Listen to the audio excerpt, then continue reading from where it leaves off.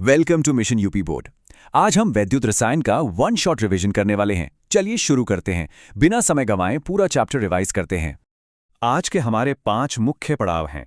पहला concept snap, दूसरा सूत्र और समीकरण, तीसरा ग्राफ और चित्र, चौथा संख्यात्मक दृष्टिकोण और पांचवा पिछले वर्षों के प्रश्नों का पैटर्न। तो चलिए सबसे पहले बात करते हैं भाग 1 कॉन्सेप्ट स्नैप की। ये चैप्टर मुख्य रूप से ऊर्जा के रूपांतरण के कॉन्सेप्ट पर आधारित है। वैद्युत रसायन विज्ञान की वो शाखा है जहां हम देखते हैं कि कैसे अपने आप होने वाली रासायनिक अभिक्रियाओं से विद्युत ऊर्जा उत्पन्न होती है, और इसका उल्टा भी, यानी कैसे हम विद्युत ऊर्जा का उपयोग करके उन अभिक्रियाओं को पूरा करते हैं जो अपने आप नहीं होती। बस यही इस अध्याय का मूल आधार है। यहाँ आपको 2 तरह की सेल समझना बहुत जरूरी है। पहला है गैल्वेनिक सेल, जिसका सबसे अच्छा उदाहरण है डैनियल सेल। ये स्वतः होता है और रासायनिक ऊर्जा को सीधे विद्युत ऊर्जा में बदलता है। दूसरा है वैद्युत अपघटनी सेल। ये इसके बिल्कुल विपरीत हैं, यानी यह बाहर से विद्युत ऊर्जा लेकर रासायनिक बदलाव करता है, इसलिए यह स्वतः नहीं होता। इन दोनों का सीधा अंतर बोर्ड परीक्षा में अक्सर पूछा जाता है। अब आगे बढ़ते हैं भाग 2 की ओर, जो है महत्वपूर्ण सूत्र और समीकरण। अब महत्वपूर्ण सूत्र देख लेते हैं। नर्न्स्ट समीकरण, जो सेल का विभव निकालने के काम आता है, गिब्स मुक्त ऊर्जा का सूत्र, और इसके साथ ही कोलराउश का नियम और मोलर चालकता का सूत्र। यह सूत्र तब उपयोग होता है जब हमें सांद्रता का प्रभाव देखना हो। इन सभी सूत्रों में दिए गए प्रतीकों का अर्थ और उनकी इकाइयां आपको बिल्कुल कंठस्थ होनी चाहिए। एक और बहुत महत्वपूर्ण बात, संख्या 96,487, इसे दिमाग में अच्छे से बिठा लें। ये फैराडे नियतांक है, जो 1 मोल इलेक्ट्रॉनों पर कुल आवेश होता है।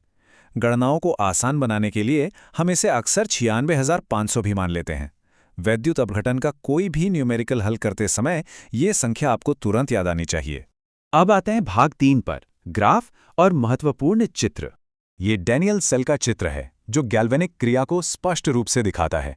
यहां आपको बस इतना ध्यान रखना है कि इलेक्ट्रॉन हमेशा जिंक एनोड से कॉपर कैथोड की तरफ बहते हैं, और हां, मानक परिस्थितियों में इसका विभव 1.1 वोल्ट होता है।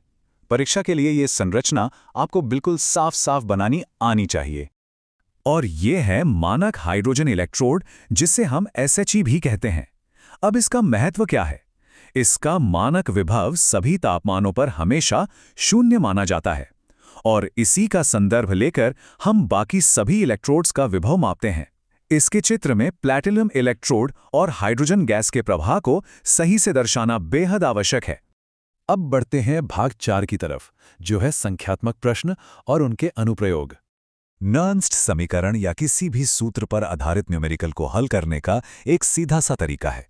चरण 1, प्रश्न में दी गई सभी वैल्यूज को उनकी सही इकाइयों के साथ लिख लीजिए। चरण 2, सही सूत्र को पहचान कर लिख लीजिए।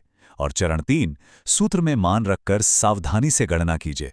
हमें लंबी थ्योरी में नहीं उलझना है, बस सीधा फॉर्मूले पर वार करना है। अगर यह रिवीजन आपके लिए हेल्पफुल है तो इसे जरूर सपोर्ट करें।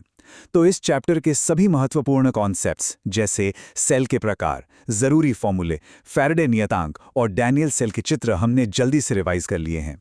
अपनी ऊर्जा को एकदम उच्च स्तर पर बनाए रखिए, क्योंकि अब हम सबसे महत्वपूर्ण भाग की ओर चल रहे हैं। हमारा अंतिम और सबसे महत्वपूर्ण भाग, भाग 5, बोर्ड परीक्षा के पिछले वर्षों के प्रश्नों का पैटर्न। बोर्ड परीक्षा में किस टॉपिक से कैसे प्रश्न आते हैं, ये जानना सबसे जरूरी है। नॉर्न्स्ट समीकरण से आप सीधे 3 नंबर के न्यूमेरिकल प्रश्न की उम्मीद कर सकते हैं। वहीं कोलराउच का नियम और फैराडे के नियम से अक्सर 2 नंबर के थ्योरी या परिभाषा वाले प्रश्न या फिर छोटे एप्लीकेशन आधारित प्रश्न आते हैं। आपको अपनी तैयारी बिल्कुल इसी पैटर्न के अनुसार करनी है। तो आज हमने वैद्युत रसायन का पूरा रिवीजन कर लिया। परीक्षा के लिए मेरी आखिरी टिप्स यही रहेंगी कि हमेशा याद रखें, एनोड पर ऑक्सीकरण होता है और कैथोड पर अपचयन।